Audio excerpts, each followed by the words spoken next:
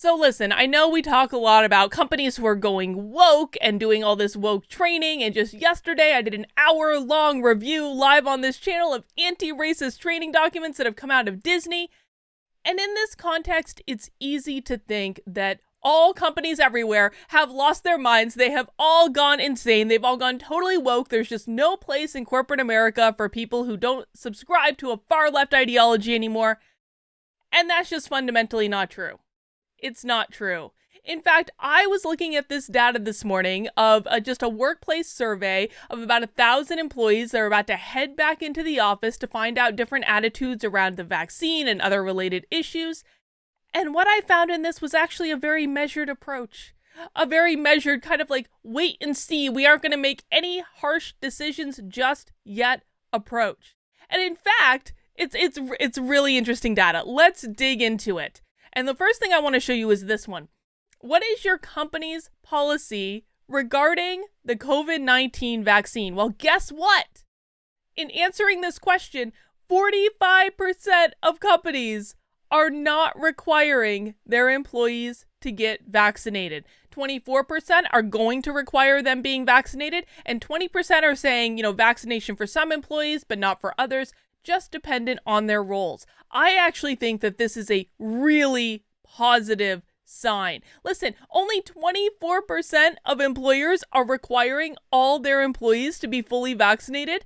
That is significantly less than what I thought it was going to be based on the hysteria around this whole thing. And 45% are saying it's up to the employees to choose. We're not going to make healthcare decisions for our employees. That is a very good indicator. Listen, I was talking about this yesterday on the live stream, but I haven't really advertised my services as an organizational psychologist for over a year now. And listen, I never really had to do a lot of advertising before because my business was always built on word of mouth, but really I have done next to nothing in the last year. I haven't even updated my website. My website is so out of date. It is crazy.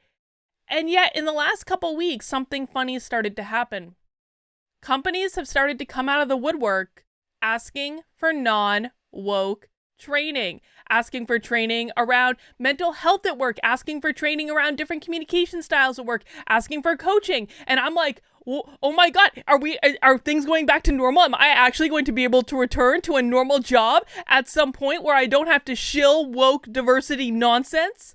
Because that will work out just fine for me. But I think that this is a really good sign. Listen, it's only been a couple weeks that this has been going on, but between that and this, maybe we're actually starting to move in the right direction. Now, companies have encouraged their employees to get the vaccine. They've talked about the benefits of a vaccine.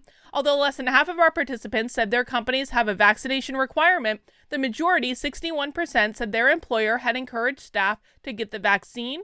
49% of their respondents said that their employer promoted the benefits of the vaccine. Now, there's nothing fundamentally wrong with saying, we'd really like you to do this thing. But the difference is that saying we'd like you to do it and saying we are requiring you to get a shot of something in your arm to make us all feel a little bit safer. Those are two different things. Recommending something and requiring something are two different things. I'm perfectly fine with any company making a recommendation.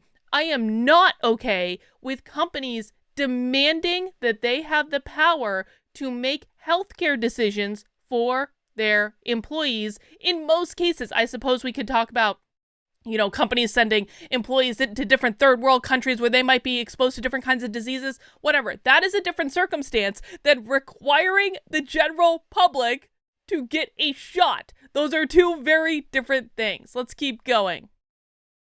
How's your company created a policy about discussing COVID-19 vaccination with colleagues? This I thought was actually really interesting. So 32% say yes, the company has actually created a policy around whether or not employees are able to discuss vaccines. Has your company told staff to limit discussions around COVID-19 vaccination?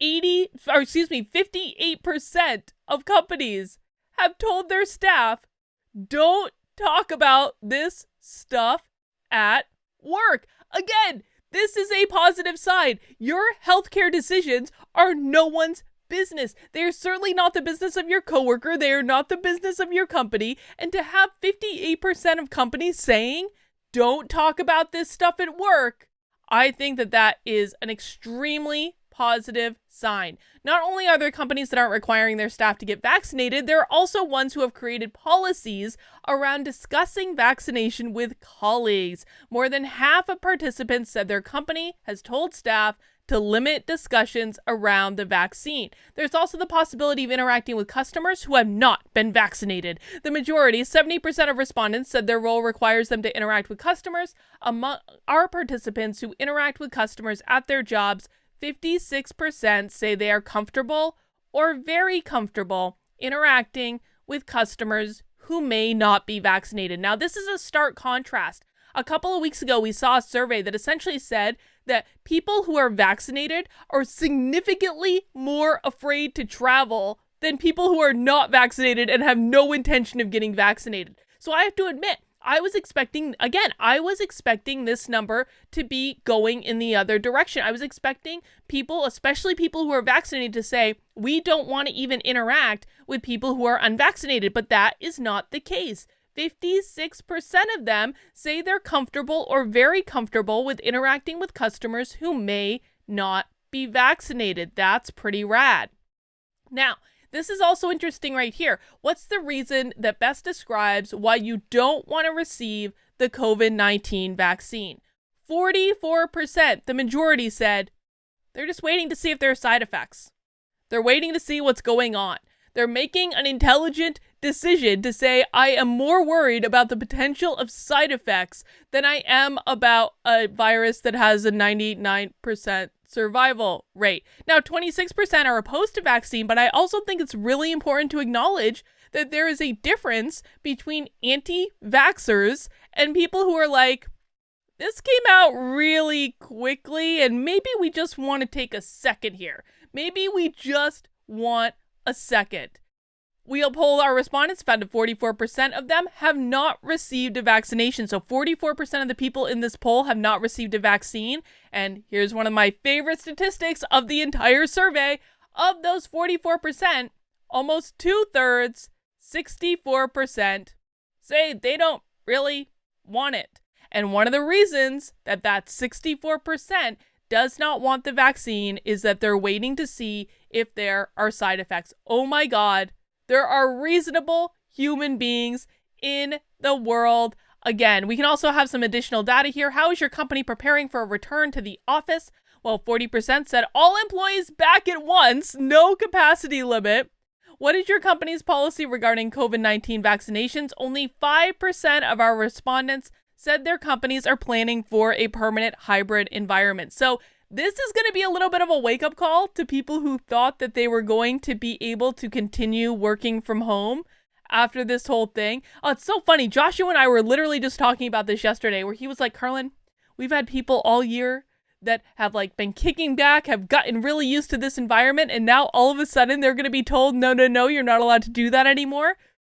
Ooh, I really feel for people who have been working at home for the last year plus and are now going to be forced to go back into the office, because it really looks as though most companies are not going to continue messing around with a work from home environment. And that actually makes a ton of sense, because communication tends to suffer when everyone's working from home. Collaboration tends to suffer. Team morale tends to suffer. And that's in a normal working environment, not the crazy stress test that all of us have been under for the last year. Now, if we look at this, listen, 23% of people prefer to work from home full time. 36% of people prefer to go into the office, which again is actually kind of a surprising statistic, but maybe not really. I think that a lot of people are dying to get out of the house. A lot of people are ready to go back to work, and it seems as though it's the time to do it. Only 5% say their companies are planning for a permanent hybrid environment. Life is getting back to normal. Work is getting back to normal.